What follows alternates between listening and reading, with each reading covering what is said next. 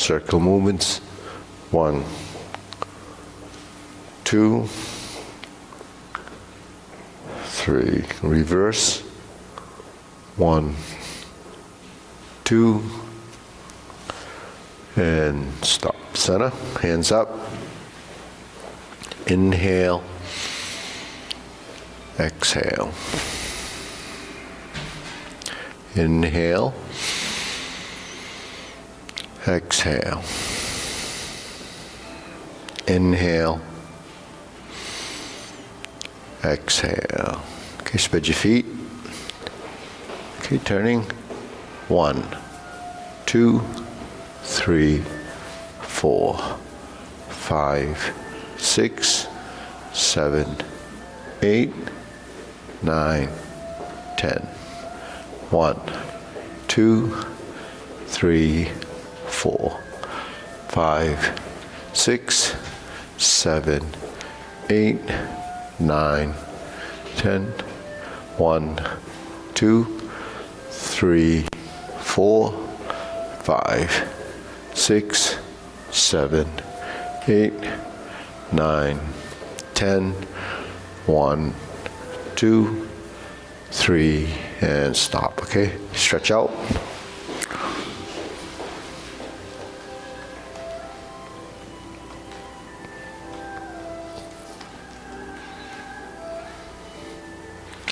Switch.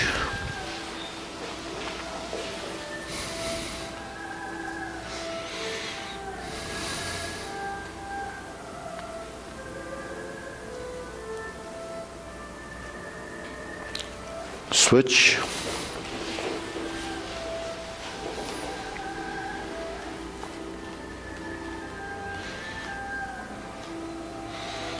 Switch.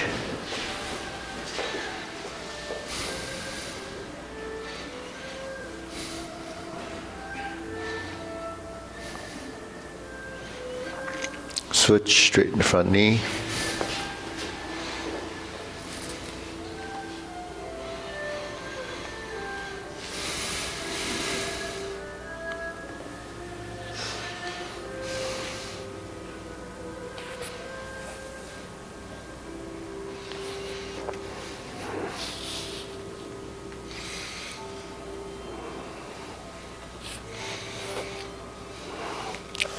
Switch.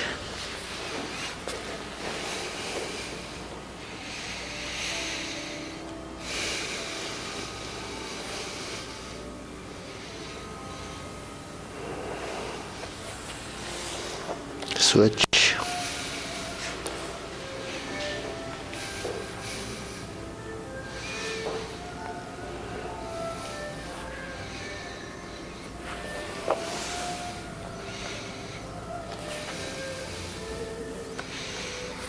Okay, switch.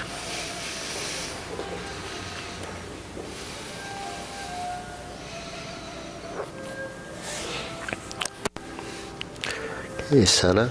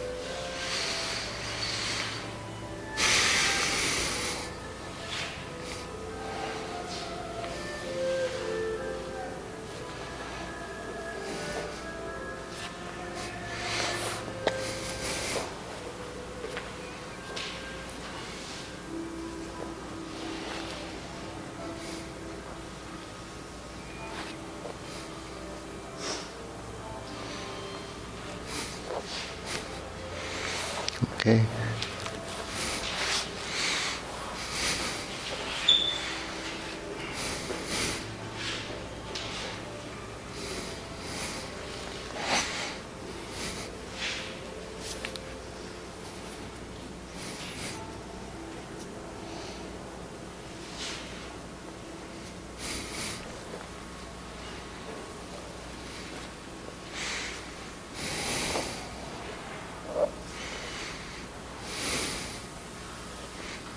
Switch.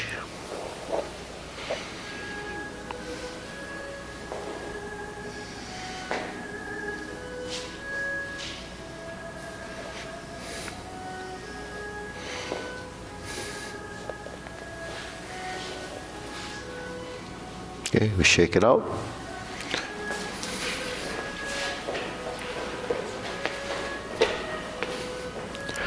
Okay, palms up, pull in, inhale,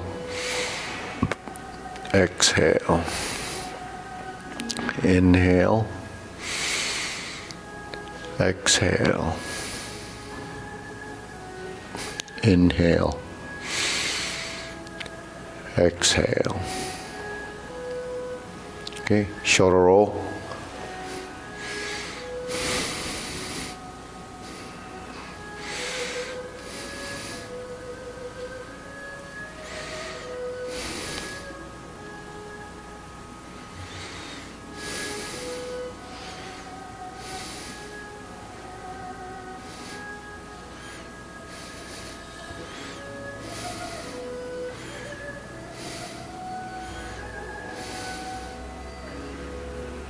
Reverse.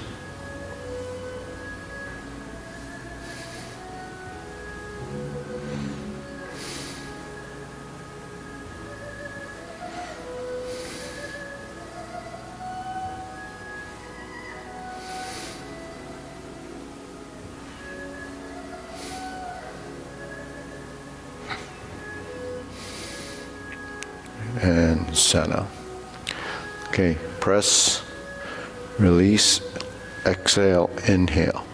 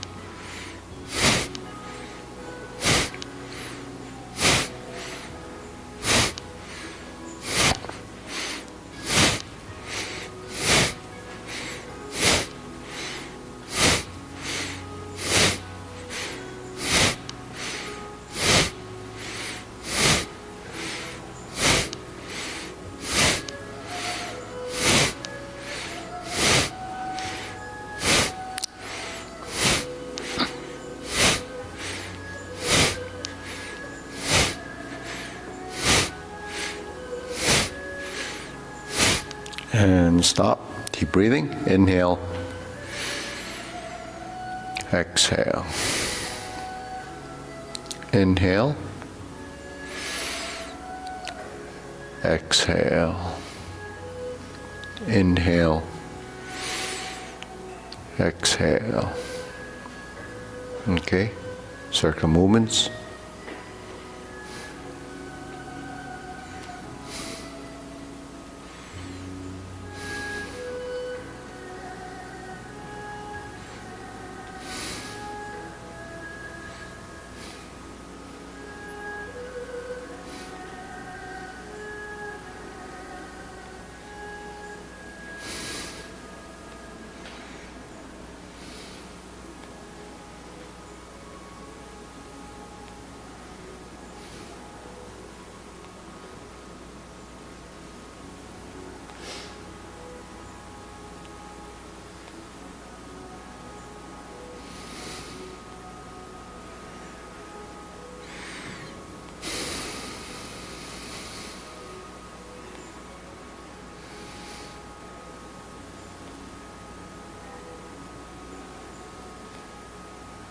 Reverse.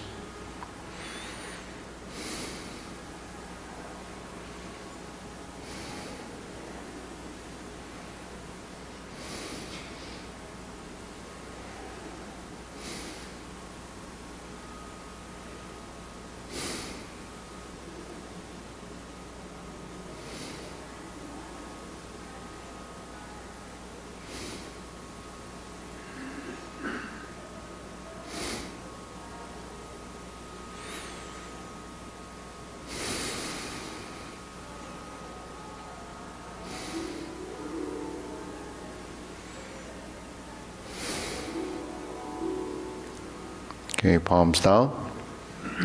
Take a circle. 1, 2, 3. 1, 2, 3. 1, 2, 3. 1, 2, 3. 1, 2, 3. 1, 2, 3. 1, 2, 3. 1, 2, 3. 1, 2, 3. 1, 2, and stop. Okay, side to side. Shift.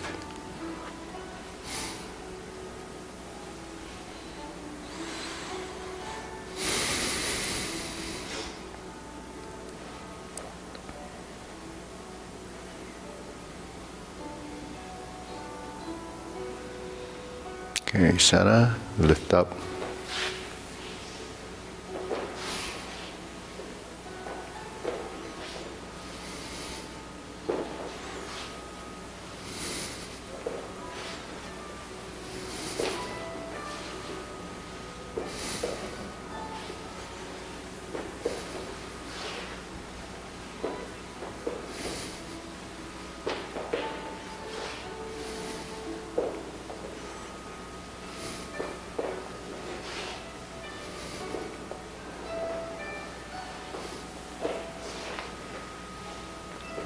Okay, insert needle.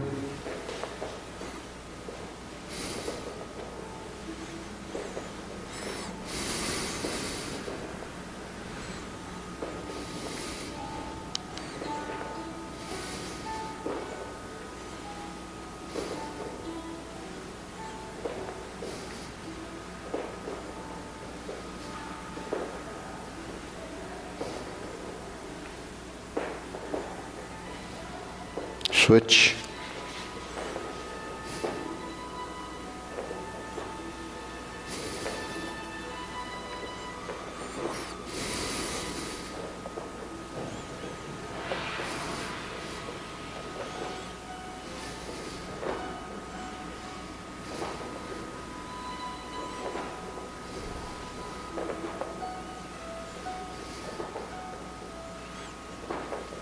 And center. Okay. Leg swing.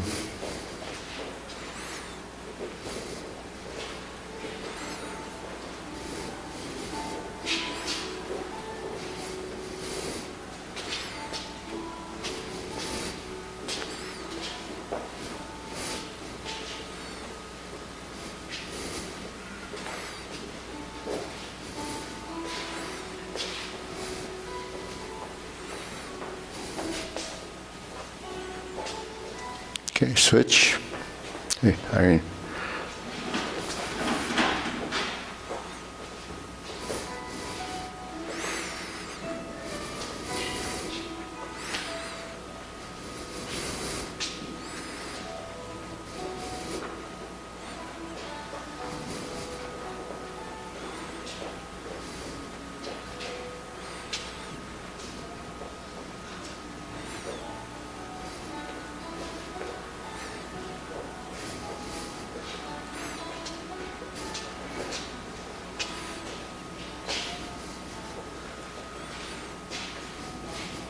Okay, center, side to side.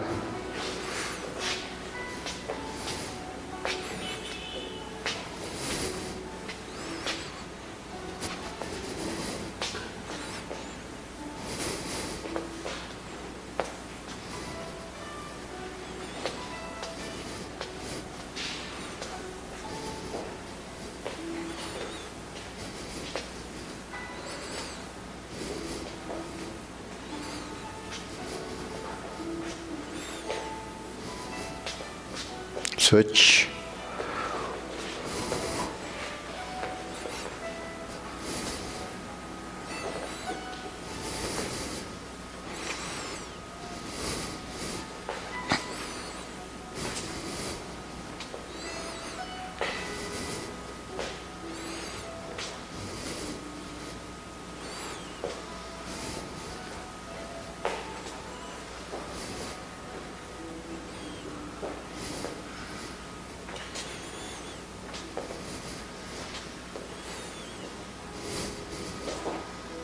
And Sana. Okay, shake it out.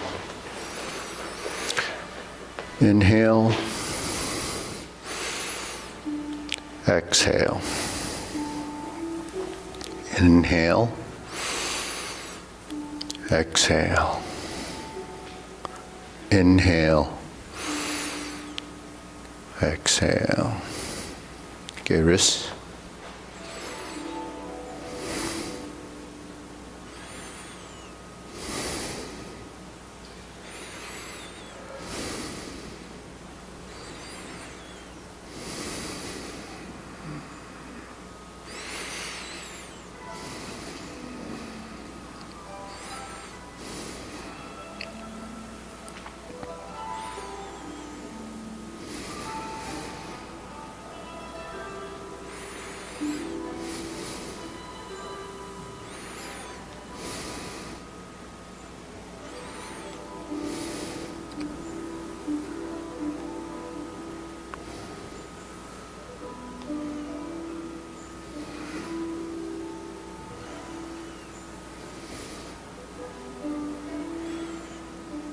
Reverse.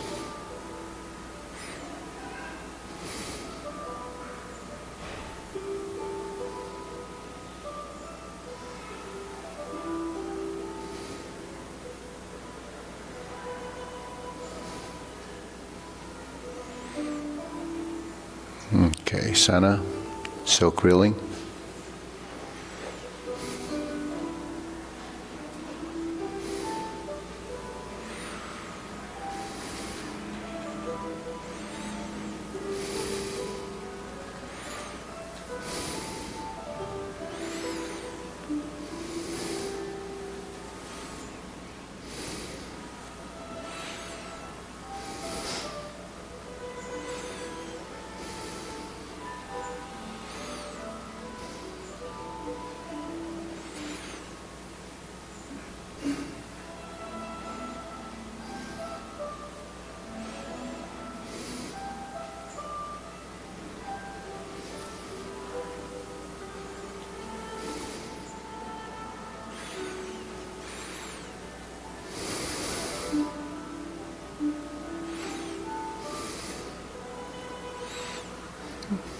Okay, so you know how we do this and this, right? So this essentially is the same circles except for and the timing and the rhythm. So this hand is doing this, right?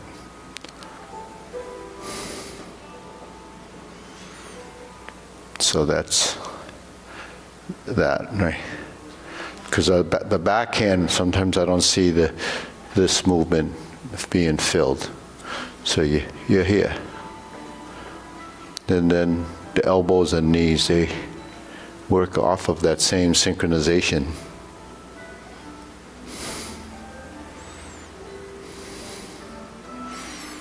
The front one's bigger because the elbow leaves this vertical position, goes up and then out.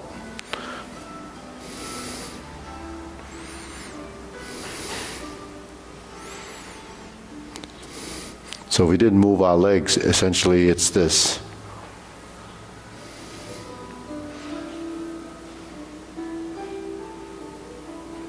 But once we move the legs, then you have a front side and a back side. So that's just something your body has to recognize and work the other side.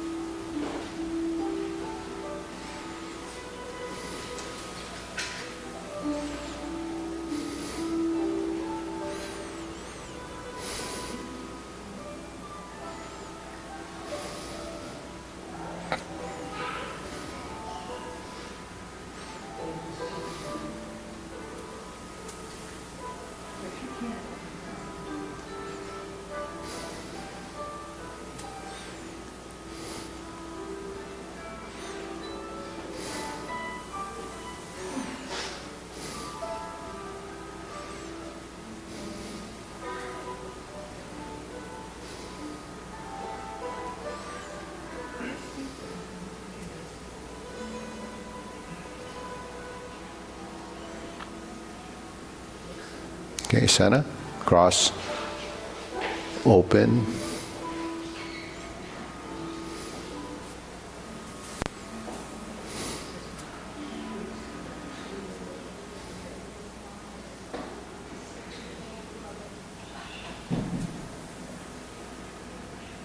Cross.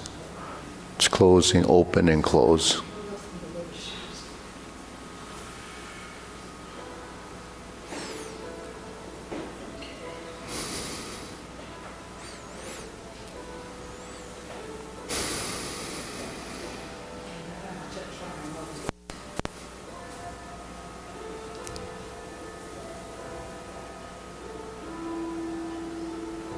Switch.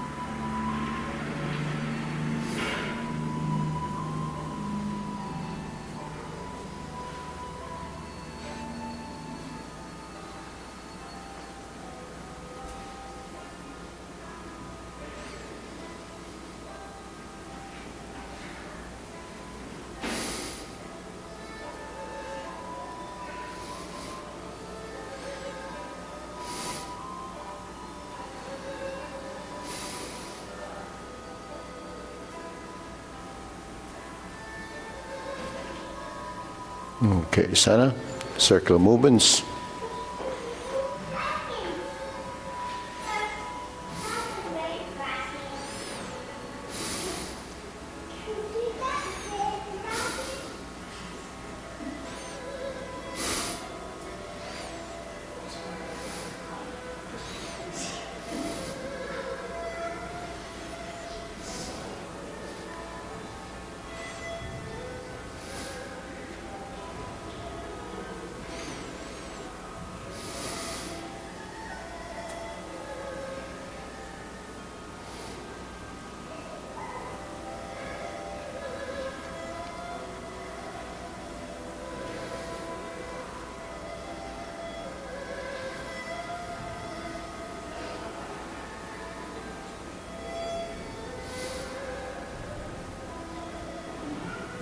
Okay, lower hoop.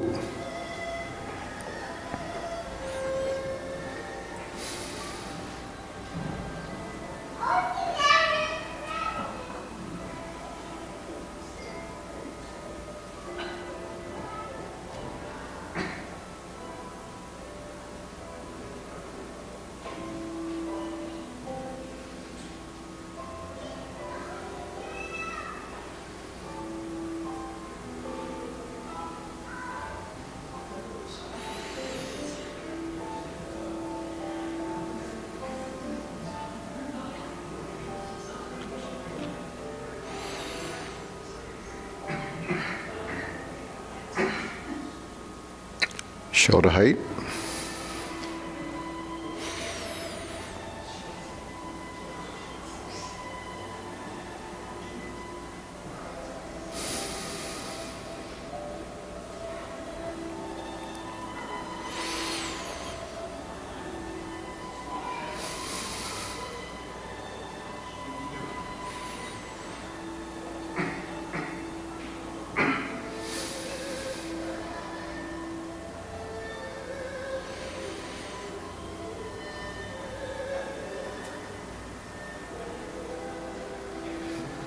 Elbows down.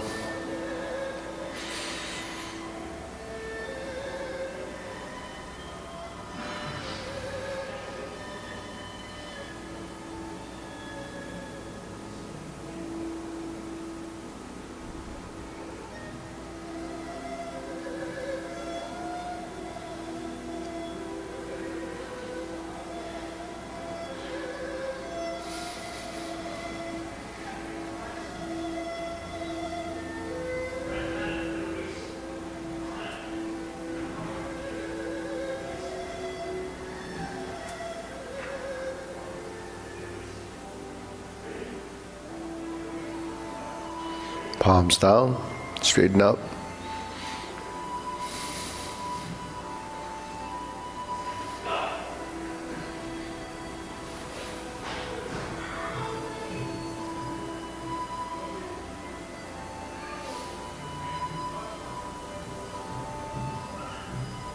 Extend.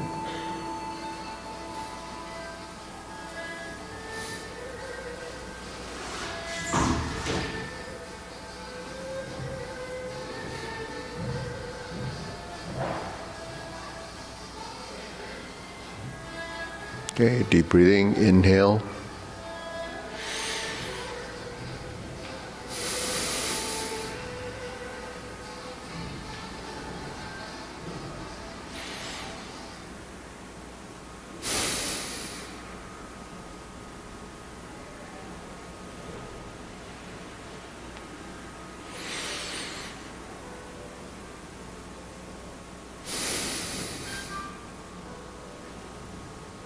Okay. Diagonal flying.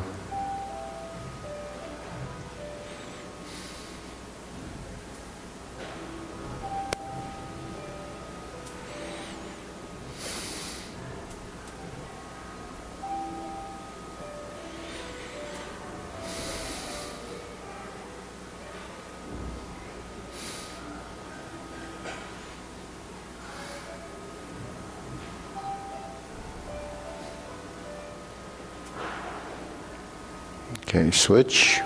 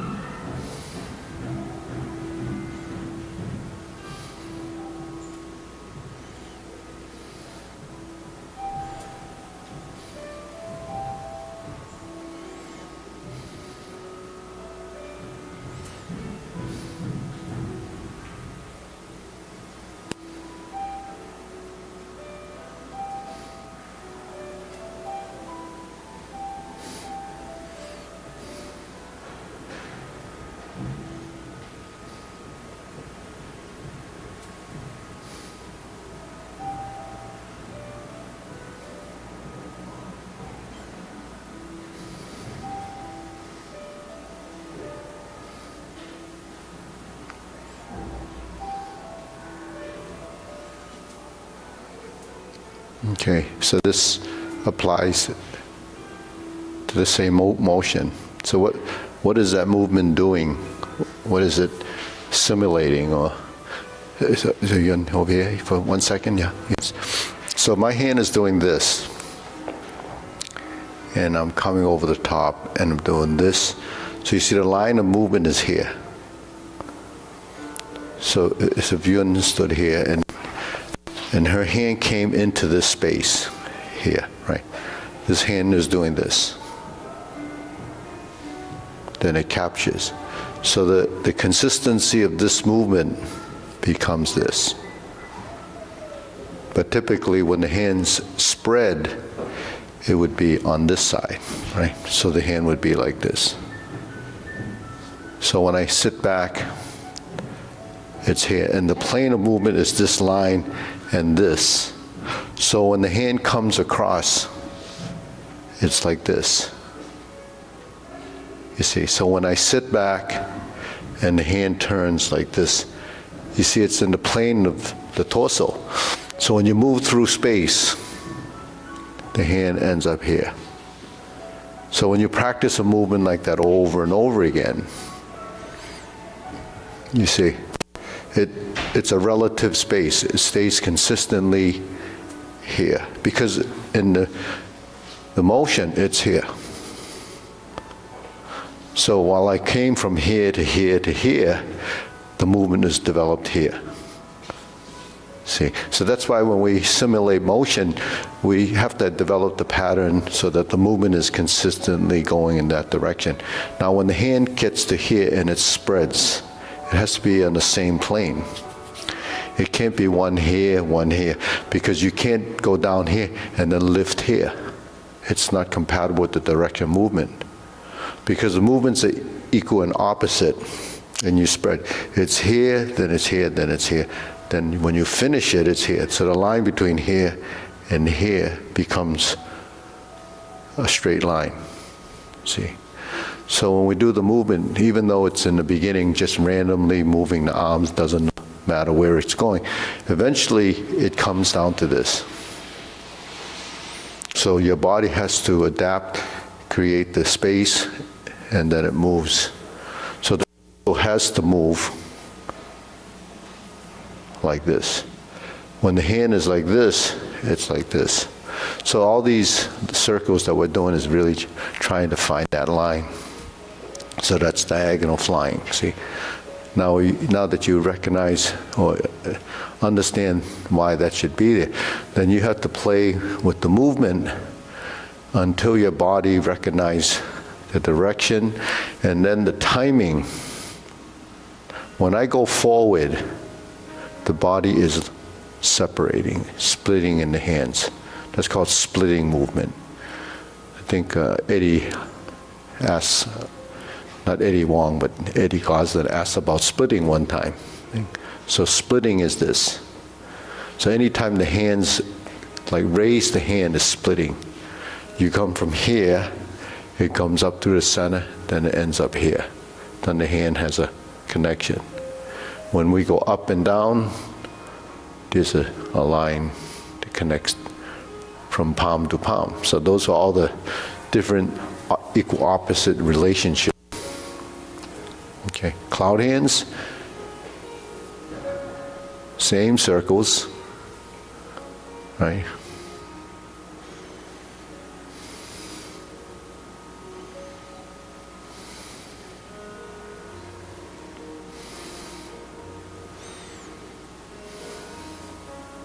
So it goes back to this, right?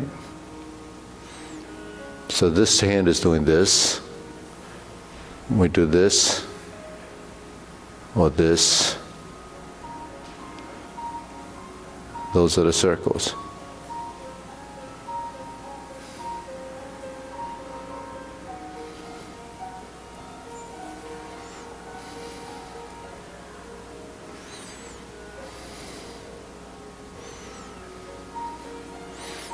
Now then when you pivot and you sit, now here's your legs with the hands.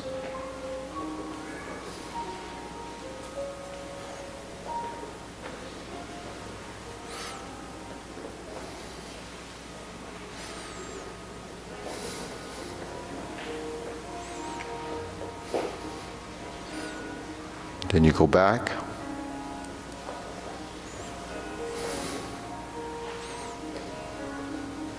So here's your elbows, your knees, your direction of movement, your sinking of the elbow, the separating of the hands, then the joining of the movement here. So they combine, they separate, they open, and they close.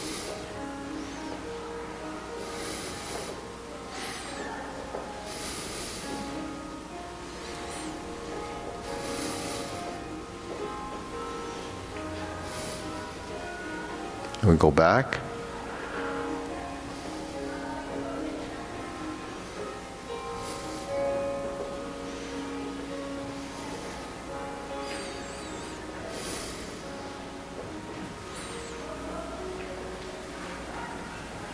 And then we go back.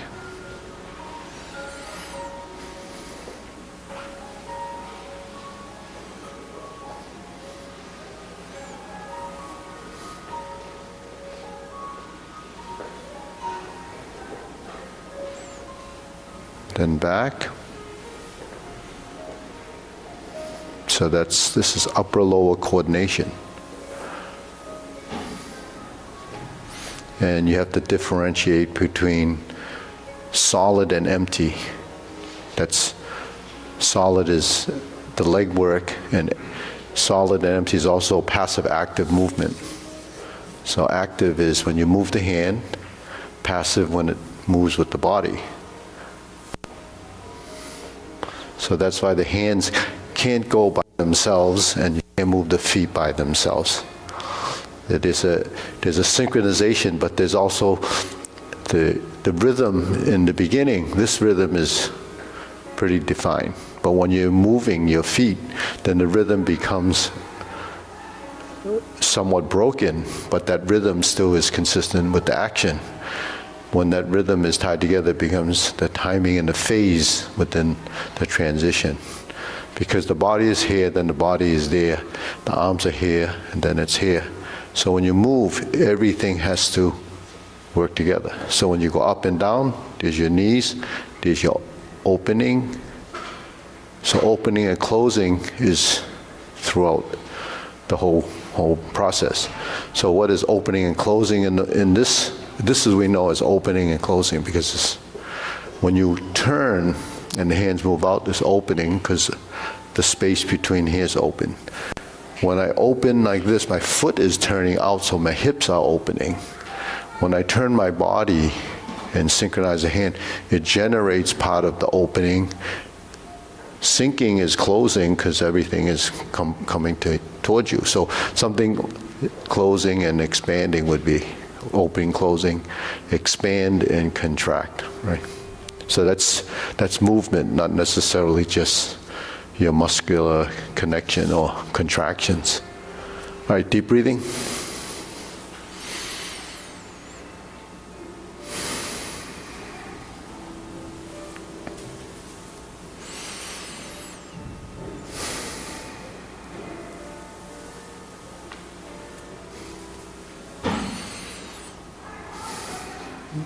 Okay, carry tiger to the mountain.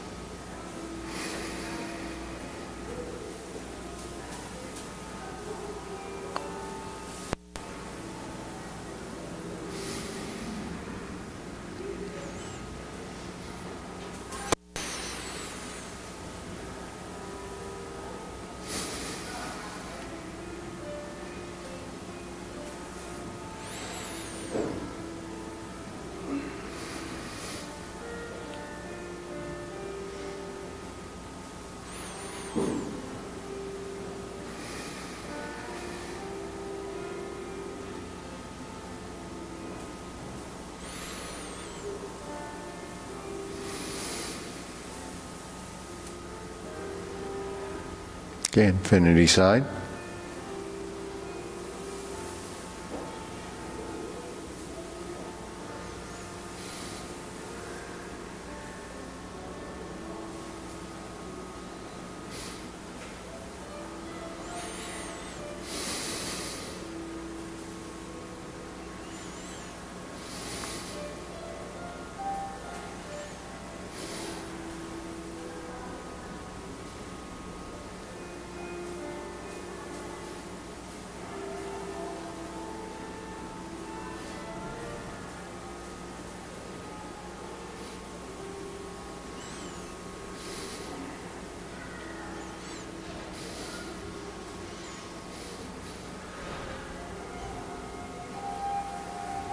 Okay, form the fist.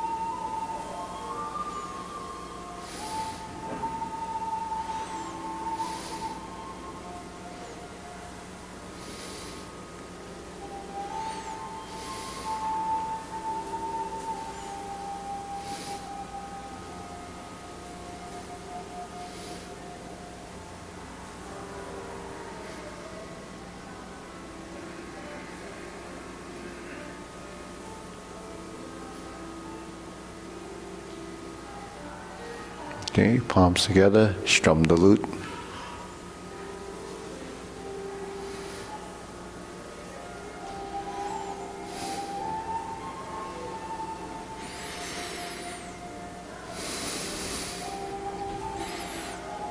Sink the elbow, relax the shoulder.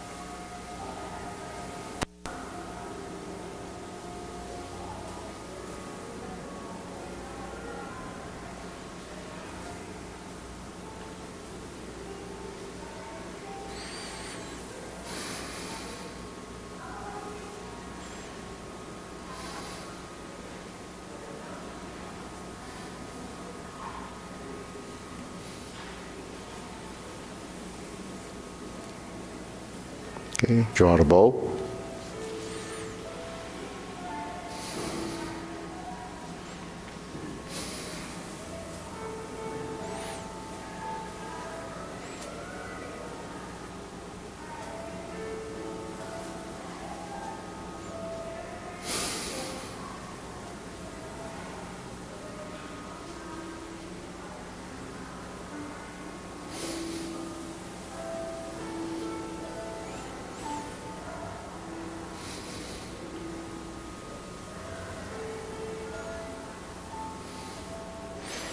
So when you draw the bow, you have to look at your profile. Is the elbow lined up with the fingertip? If this is like this, it's not, right? So you have to align your skeleton. So when you turn and you expand, that's the equal opposite direction, right? So you're not going to get equal opposite here because this energy has gone over here. So you have to draw, so it's horizontal. And then when you open your body, expand through the back, then you have an alignment. If you drop one side, you can't align your back. It's broken.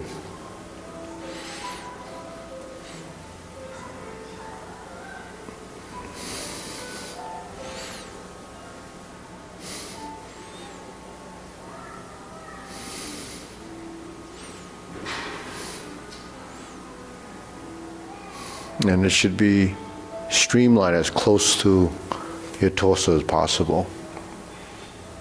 Because you were actually drawing a bow and you're pulling the string, it actually has to come along your arm, right along the torso. Otherwise you won't, it would be drawn out like this and you wouldn't be able to connect the two pieces, because that's actually what's happening. So once you draw the bow, you're sustaining this position. And then when you let go of the bow, you don't do this. You release the fingers because it's slightly hooked.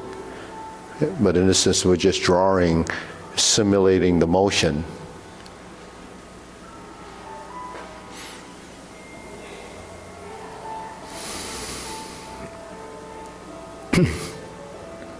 Okay, fan through the back.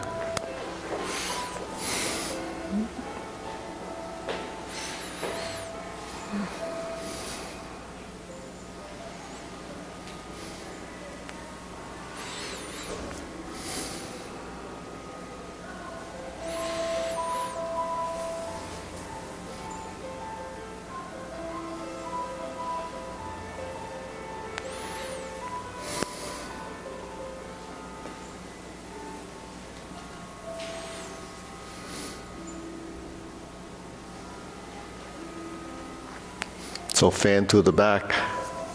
The upper hand is pulling, but it can't pull in this position without moving your torso. So you create the shape, you lift, and you draw. But when you draw, as you open the back, the fan to the back, you sink the elbow on the backside. But it only sinks because it has to pull. So the strength goes through here and then becomes part of your torso. You see?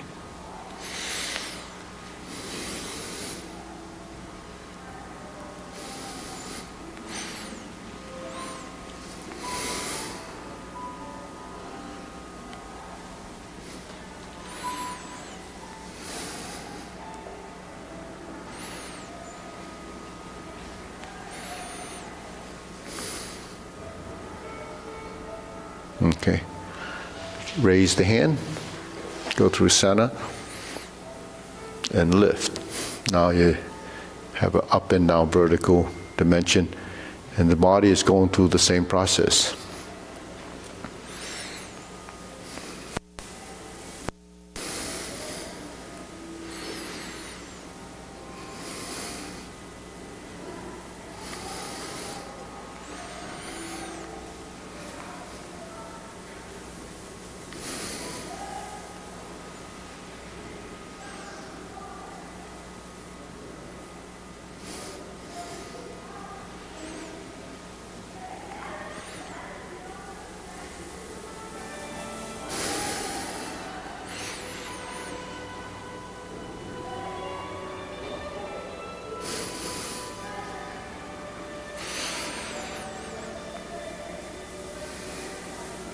Okay, now, deep breathing.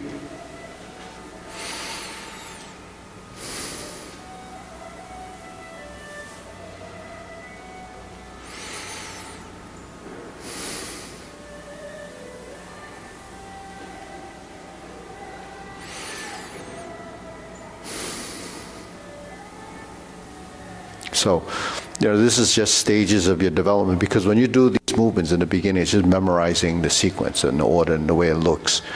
But movements in a refined level becomes a neuromuscular relationship. But if the body doesn't know it should move, directed or told to move through your mind or your understanding, then how does it learn? It goes through this process until through assimilation, you do it and you do it. And then when the body is ready, then you activate it, because the neural connections become, wired.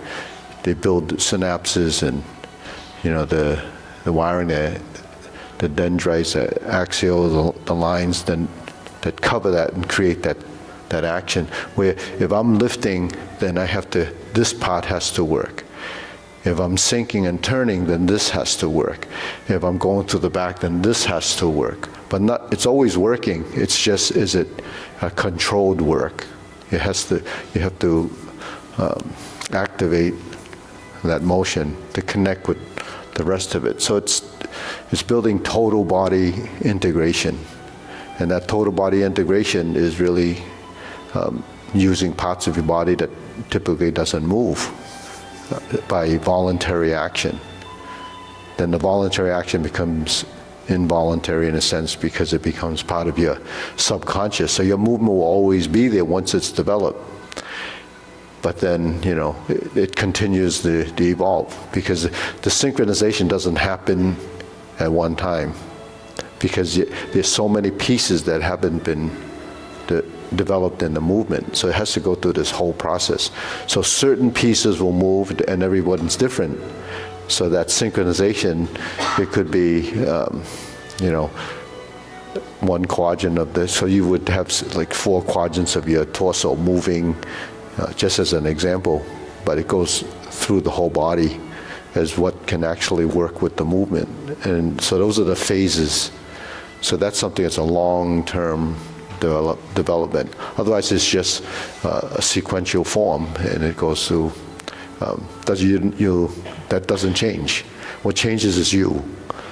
And then your breathing, because it's tied to breath, all of that becomes synchronization too. So the internal and external become a unit. So even though we're not focusing on the breathing, you will be breathing. But then you focus on, as the body evolves, when you breathe and when you don't breathe, or when you expand and when you contract. So that's when your body is expanding and contracting. So that's kind of what happens. Okay, we'll go through the short form.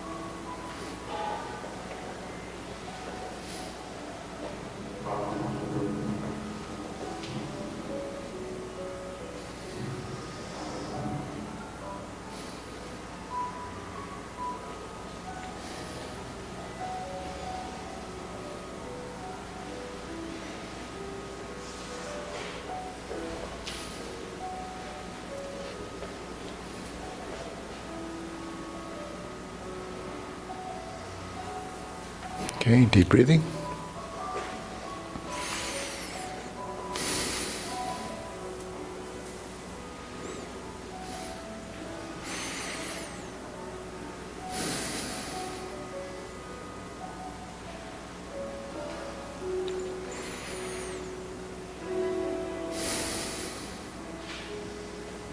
Okay, we'll go through the long form. Feet parallel. Preparation.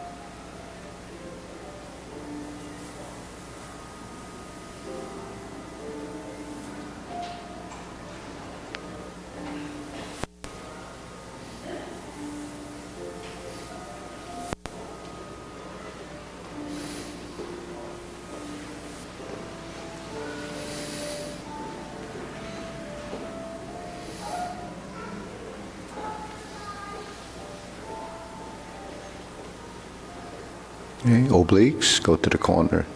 Brush knee.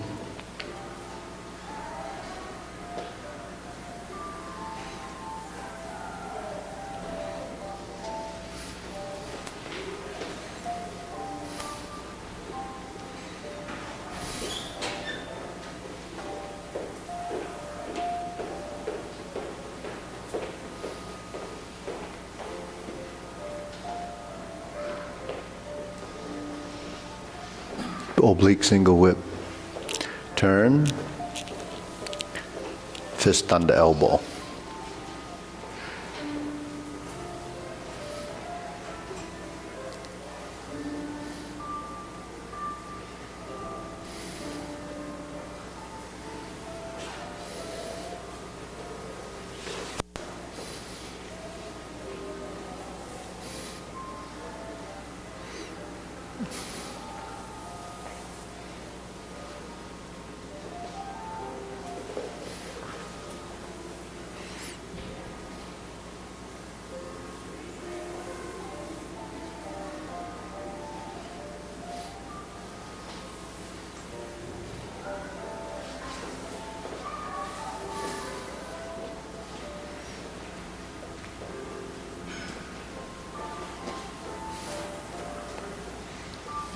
Carry tiger to the mountain. Open the stance.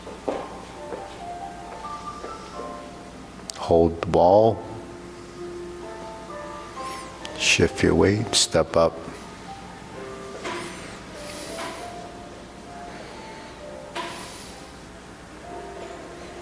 Raise the hand. Bend from the waist, stork flaps wings.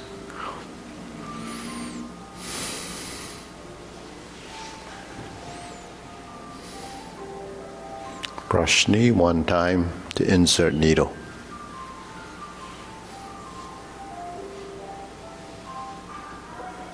Fan to the back. To parry and punch.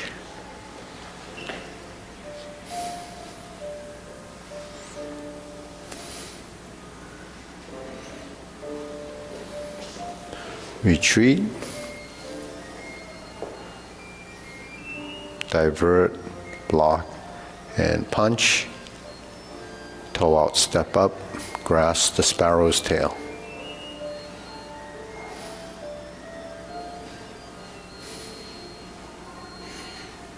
Single whip.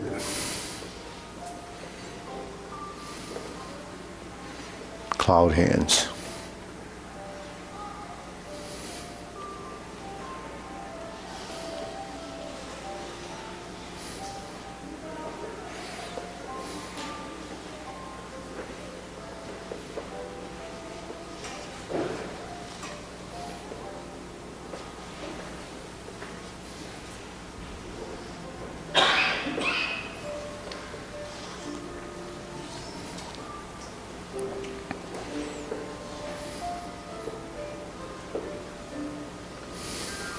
Turn, set up, high pat the horse, right kick, cross the arms, flip, fold the elbows, set up the other side, flip the hands over, fold the elbow, and kick. Turn, left heel kick, brush knee, right side.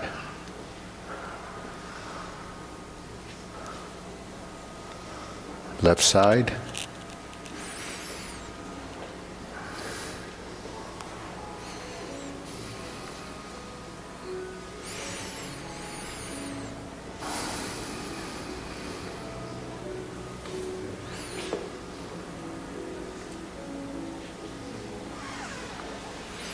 Parry and punch. Set up again. Just like the first time, high pat the horse. Flip your hands over, fold the elbow, lift the knee, open the stance. You're going to cross behind. This is not a kick, it's actually a footwork.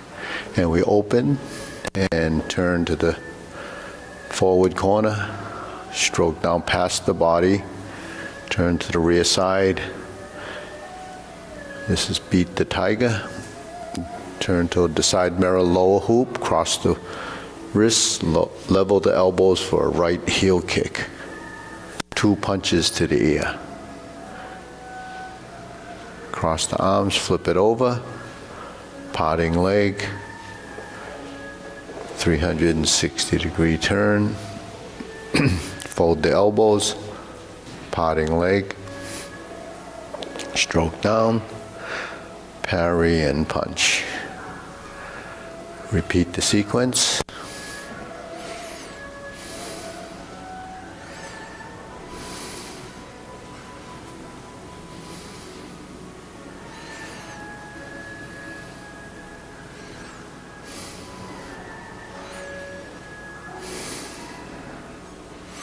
Carry tiger to the mountain again.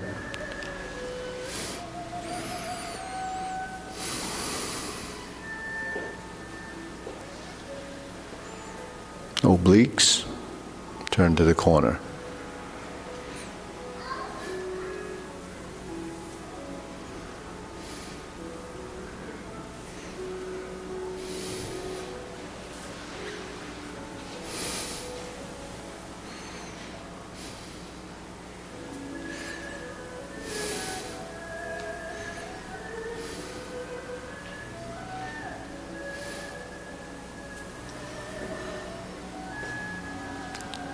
Turn back to the front, single whip, reverse the ball.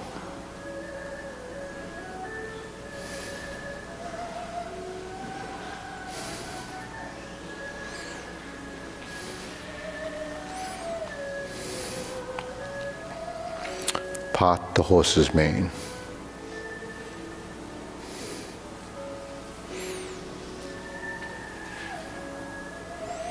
Step up, left side, part the horse's mane. Toe out, step up, stroke down, part the horse's mane.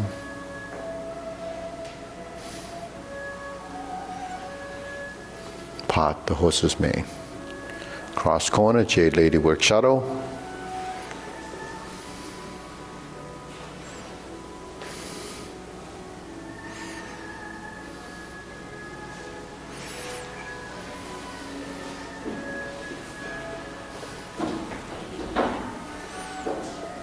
Jade Lady work shuttle.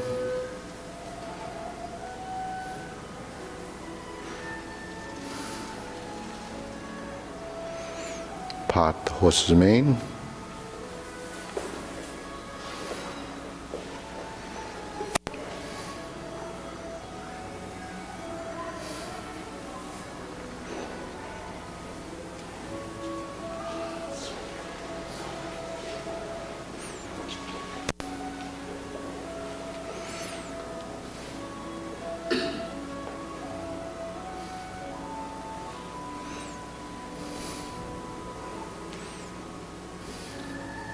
Grasp the sparrow's tail.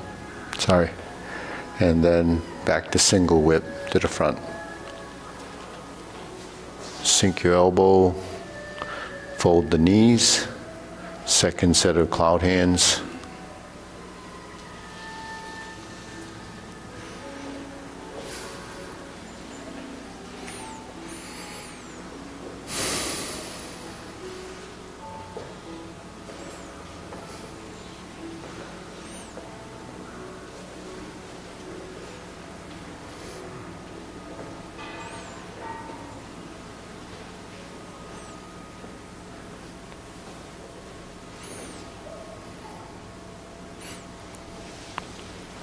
Downward posture, cover.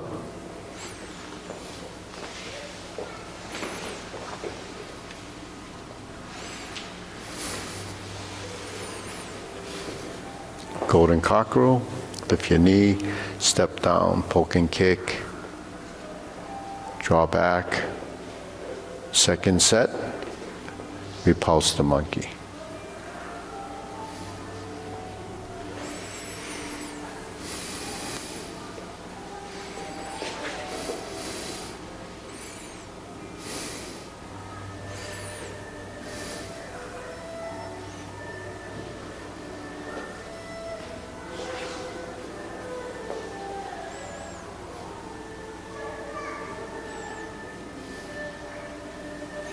Okay, lower. Carry tiger to the mountain.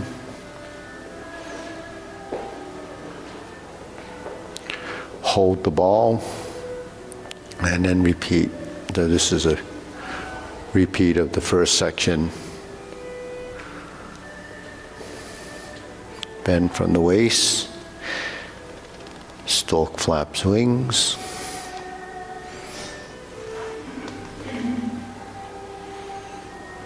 Brush knee one time, insert needle, fan through the back.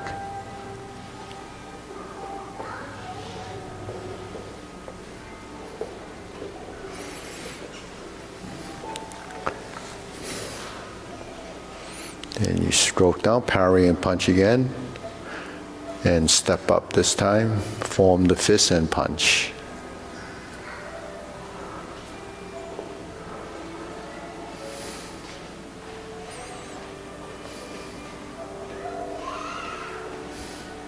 Toe out, step up, grasp the sparrow's tail.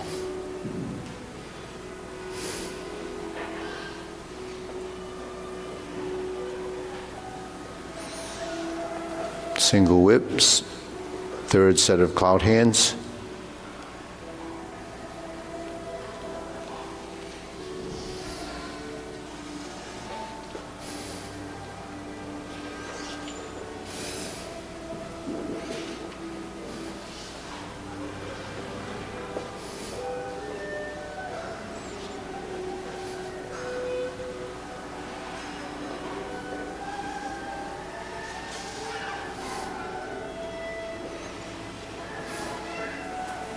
Hook your wrists.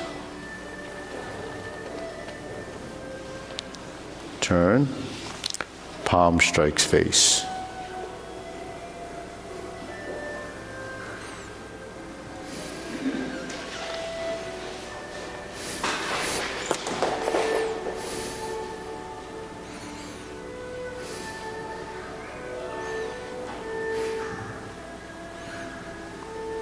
Twist step, punch down.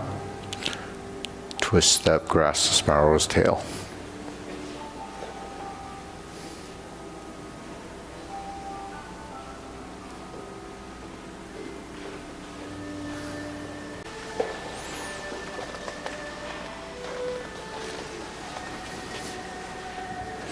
Seven star. Ride the tiger.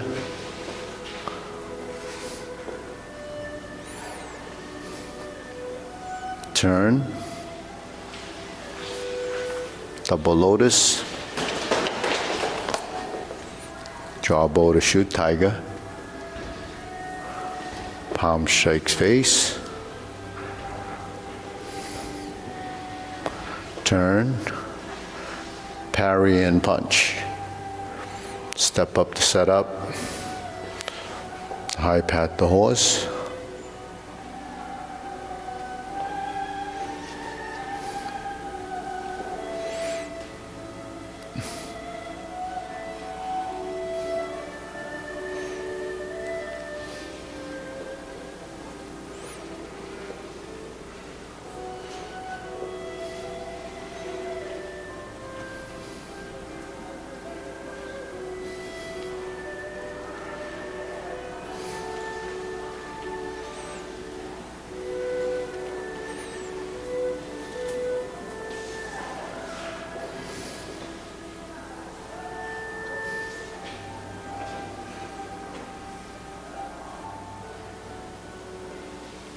Okay, deep breathing. Ready? Inhale.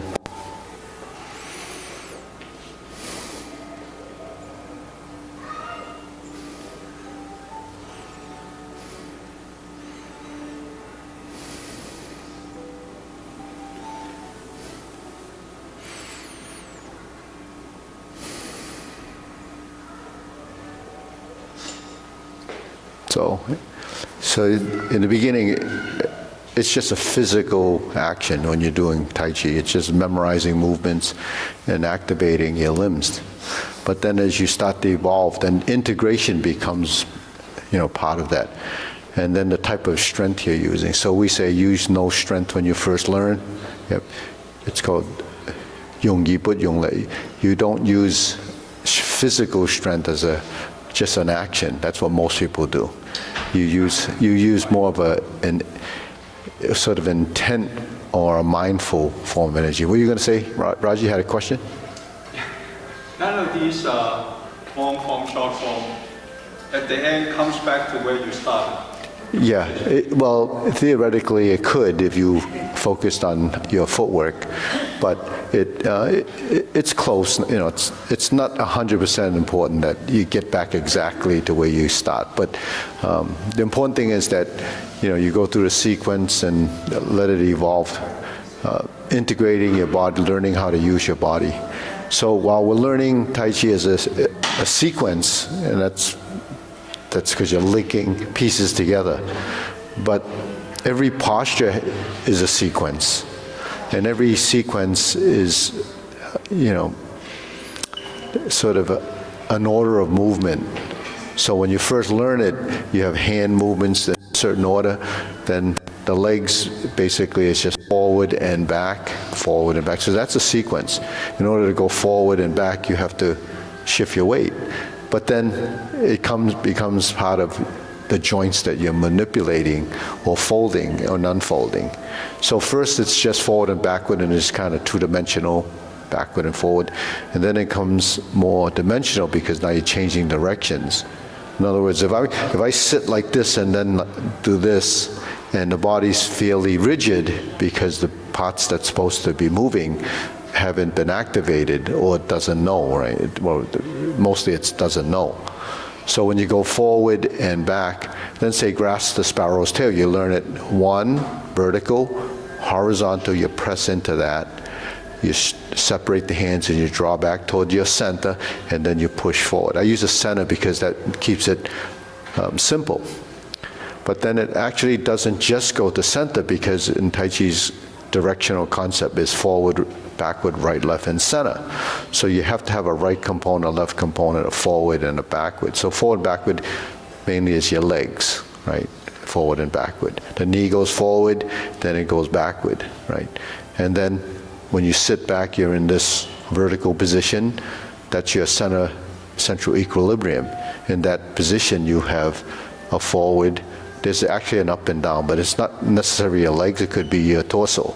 So there's what they call the rounding of the back and the hollowing of the chest. So that's your back, right? And it's for your spine, essentially, right? And then your shoulder that goes horizontal if you're rounding like this. Then if you're vertical, would be from the neck to the spine. And then when you go right to left, it's directional. So I can go like this, and there's a right and left direction. When the grass the sparrow's tail, we go horizontal. This is a one-sided posture, the right side, because I'm in the vertical right, the horizontal right. And then if I want to move to my left or my right from here, I would have to turn my spine, my torso. That takes me into the right side. And then I go forward. So when you start to blend the movement, it could here, and then I round, and then I'm back. But as you evolve and you start to bring in your torso, which is another piece, you sit back and you sit and turn. And your arms have to accommodate that space, otherwise it'd be very rigid. So that means your wrist, your shoulder, your elbow and your shoulder have to release on both sides. And you create this right-sided movement. Now, while I go to the right, I have to go forward because you can't stop there. And then when I separate the hands, I'm on the right side, then I go toward the left. That goes toward this foot. And then when I do that, I turn back to my right, and then I go, so it brings sort of a circularity to motion. And then that ties those linear actions into a circular action. But then you can't actually